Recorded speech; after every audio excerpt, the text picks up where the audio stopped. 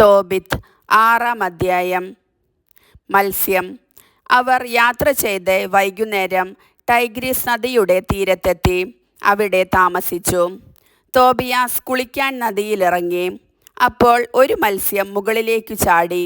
അത് അവനെ വിഴുങ്ങിക്കളയുമായിരുന്നു. മത്സ്യത്തെ പിടിക്കൂ എന്ന് ദൂതൻ വിളിച്ചു പറഞ്ഞു. അവൻ മത്സ്യത്തെ പിടിച്ച് കരയിലേക്ക് എറിഞ്ഞു. ദൂതൻ പറഞ്ഞു, അതിനെ വെട്ടിപ്പിളർന്ന് അതിൻ്റെ ചങ്കും കരളും കൈപ്പയും എടുത്ത് സൂക്ഷിക്കുക. അവൻ അങ്ങനെ ചെയ്തു.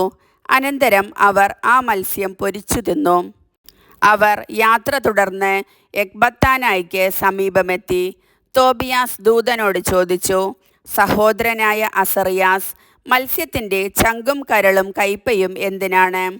അവൻ പറഞ്ഞു, ഒരു പിശാചോ അശുദ്ധാത്മാവോ ഏതെങ്കിലും സ്ത്രീയെയോ പുരുഷനെയോ ഉപദ്രവിച്ചാൽ ഈ ചങ്കും കരളും പുകച്ചാൽ മതി.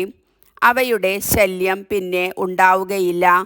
തിമിരം ബാധിച്ച കണ്ണിൽ കയ്പ പുരട്ടിയാൽ അത് മാറും.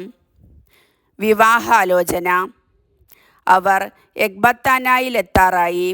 അപ്പോൾ ദൂതൻ തോബിയാസിനോട് പറഞ്ഞു, സഹോദര, ഇന്നു നമുക്ക് റെഗുവേലിനോട് കൂടെ താമസിക്കാം. അവൻ നിന്റെ ബന്ധുവാണ്. അവന് ഒരു മകളേ ഉള്ളൂ, സാറ. നീ അവളെ വിവാഹം ചെയ്യണമെന്നാണ് എൻ്റെ അഭിപ്രായം. അവളുടെ സ്വത്തും നിനക്ക് അവകാശപ്പെട്ടതാണ്. അവൾക്ക് അർഹനായ ബന്ധു നീ മാത്രമാണ്. അവളാണെങ്കിൽ സുന്ദരിയും വിവേകവതിയുമാണ്. ഞാൻ പറയുന്നത് കേൾക്കുക. ഞാൻ അവളുടെ പിതാവിനോട് സംസാരിക്കാം. റാഗസിൽ നിന്ന് തിരിച്ചെത്തിയാലുടൻ വിവാഹം ആഘോഷിക്കുകയും ചെയ്യാം.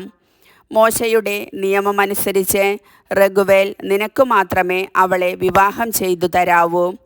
അല്ലെങ്കിൽ അവൻ മരണശിക്ഷയ്ക്ക് അർഹനാകും. കാരണം മറ്റാരെയും കാൾ നിനക്കാണ് അവളുടെ മേൽ അവകാശം.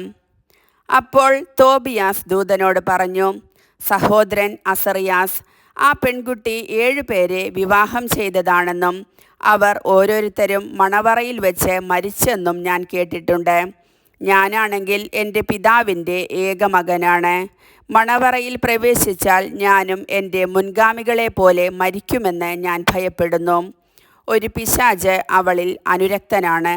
അവളെ സമീപിക്കുന്നവരെ മാത്രമേ അത് ഉപദ്രവിക്കാറുള്ളൂ. ഞാൻ മരിക്കുമെന്നും എൻ്റെ മരണം മാതാപിതാക്കളെ ദുഃഖത്തിലാഴ്ത്തി കൊല്ലുമെന്നും ഞാൻ ഭയപ്പെടുന്നു.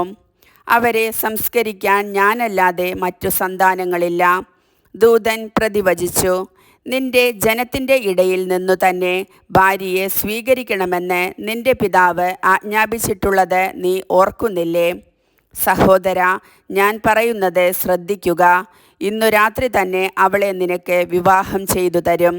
പിശാചിനെ പറ്റി നീ പേടിക്കേണ്ട. നീ മണവറയിൽ പ്രവേശിക്കുമ്പോൾ പാത്രത്തിലെ കനലിൽ മത്സ്യത്തിൻ്റെ ചങ്കും കരളും ഇട്ട് പുകയ്ക്കുക.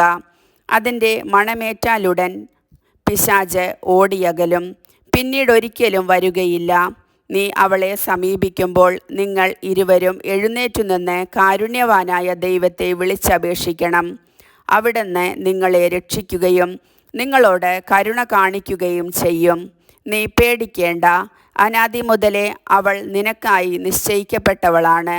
നീ അവളെ രക്ഷിക്കും. അവൾ നിന്നോട് കൂടെ വരികയും ചെയ്യും. നിനക്ക് അവളിൽ സന്തതികൾ ഉണ്ടാകുമെന്ന് ഞാൻ വിചാരിക്കുന്നു. തോബിയാസ് ഇതുകേട്ട് അവളിൽ അനുരക്തനായി തീവ്രാഭിലാഷം പൂണ്ടു. കർത്താവിൻ്റെ വചനം.